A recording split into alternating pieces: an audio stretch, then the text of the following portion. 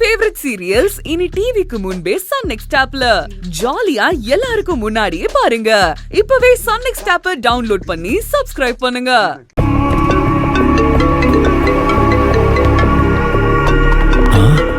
ஏதோ புது நம்பரா இருக்கு.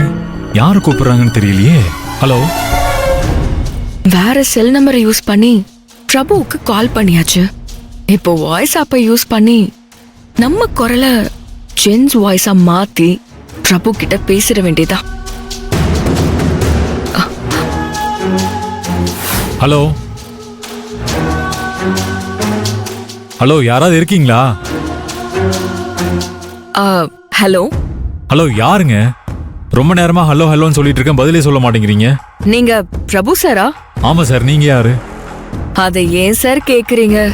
நானும் உங்கள மாதிரி ஒருத்தர் தான் சார். என்ன மாதிரி ஒருத்தனா? ஆமா சார், நானும் உங்கள மாதிரி நேர்மையா நியாயமா லஞ்சம் வாங்காம கவர்மெண்ட் ஜாப பப்ளிக் சர்வீஸ் ஜாபா நினைச்சு வாழணும்னு ஆசைப்பட்டு அநியாயமா பாதிக்கப்பட்ட ஒரு கவர்மெண்ட் ஸ்டாஃப் சார். என்ன சார் சொல்றீங்க? நீங்களும் என்ன மாதிரி பாதிக்கப்பட்டவரா? ஆமா சார். அது சரி சார், நீங்க எதுக்காக எனக்கு கால் பண்ணீங்க? உங்ககிட்ட ஒரு முக்கியமான விஷயம் சொல்லணுங்கிறதுக்காக தான் கால் பண்ணேன். என்ன முக்கியமான விஷயம்? சொல்றேன். அதுக்கு முன்னாடி நான் கேக்குற கேள்விக்கு நீங்க பதில் சொல்லுங்க. உங்களை லஞ்சம் வாங்குனீங்கன்ற கேஸ்ல மாட்டி விட்டது யாருன்னு தெரியுமா? அவன் யாரு என்னன்னு தான் தேடிட்டு இருக்கேன். உங்களுக்கு அவன் யாருன்னு தெரியுமா? சார், என்ன இப்படி கேட்டுட்டீங்க?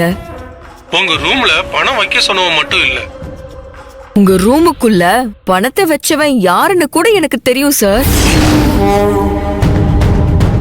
சார் சொல்லுங்க சார், அந்த 2 பேர் யாரு? தயவுசெய்து சொல்லுங்க சார், ப்ளீஸ் சார். இருங்க, எதுக்கு இப்போ இவ்ளோ இமோஷனல் ஆகுறீங்க?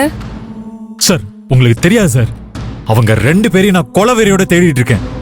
நான் லஞ்சம் வாங்கல, நான் குற்றவாளி இல்லைன்னு என்னால நிரூபிக்க முடியும். அதனால தான் சார் கொஞ்சம் எமோஷனல் ஆயிட்டேன். சார் நீங்க சொல்லுங்க சார், யார் சார் அவங்க? இது போன்ல சொல்ற விஷயம் இல்ல சார். நான் உங்களுக்கு இப்போ ஒரு லொகேஷனை சென்ட் பண்றேன், நீங்க அங்க வந்துருங்க. நேர்ல எல்லாத்தையும் டீடைலா சொல்றேன். அப்படியா சார்? ஓகே சார், நீங்க லொகேஷன் அனுப்புங்க, நான் உடனே கிளம்பி வரேன். சரி வாங்க. சார் ஒரு நிமிஷம். ஹலோ. என்ன சார் சொல்லுங்க. இல்ல, அவங்க யாருன்னு கொஞ்சம் க்ளூ கொடுக்க முடியுமா?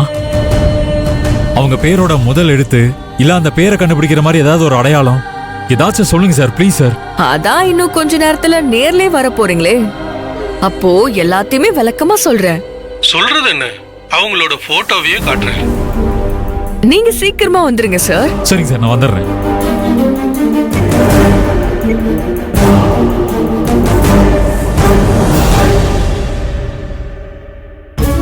அண்ணனுக்கு போன் பண்ணி இமிடியேட்டா பிரபுவை லாக் பண்ண சொல்லணும்.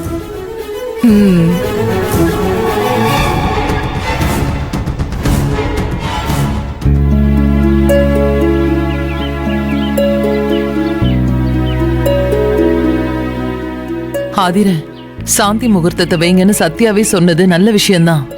ஆனா இந்த விஷயத்த அவ அம்மா கிட்டயும் அண்ணன் கிட்டயும் சொல்ல வேண்டாம். அவங்களுக்கு தெரிஞ்சா பிரச்சனை பண்ணுவாங்கன்னு சத்யா சொல்றாளே. அவங்க கிட்ட சொல்லாம நாம பாட்டுக்கு ஏற்பாடு பண்ணா அவங்க நம்ம கிட்ட வந்து பிரச்சனை பண்ண மாட்டாங்களா? பிரச்சனை பண்ணுவாங்கங்கிறதுக்காக நான் இதை சொல்லல. அவங்க கிட்ட சொல்லாம நாம பாட்டுக்கு நம்ம இஷ்டத்துக்கு இதை நடத்துறது முறையும் இல்ல. அதனாலயும் தான் சொல்றேன். ஆமா ஆதிர, சத்யாவோட அம்மாவுக்கும் அண்ணனுக்கும் சொல்லாம இந்த விஷயத்தை நம்ம எப்படி நடத்த முடியும்? இது கொஞ்சம் கூட சரியே கிடையாது. நாளை பின்ன அவ அம்மாவும் அண்ணனும் வந்து நாக்கப்படுங்கிற மாதிரி கேள்வி கேட்டாங்கன்னா நாம நம்ம முகத்தை எடுத்துட்டு போய் எங்க வச்சுக்கிறது? ஆதிமா, மனோகரியும் மேகலையும் சொல்றது யோசிக்க வேண்டிய விஷயம்தான்.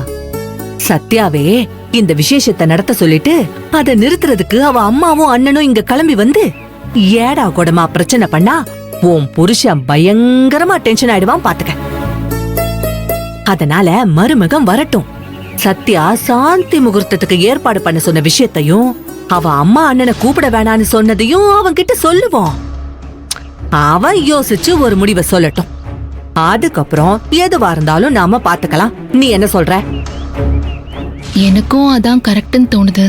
அவர் வந்துடட்டும், அவர்கிட்டயே கேட்டு ஒரு முடிவுக்கு வந்துடலாம். சரி ஆதிர, அதுவும் சரிதான்.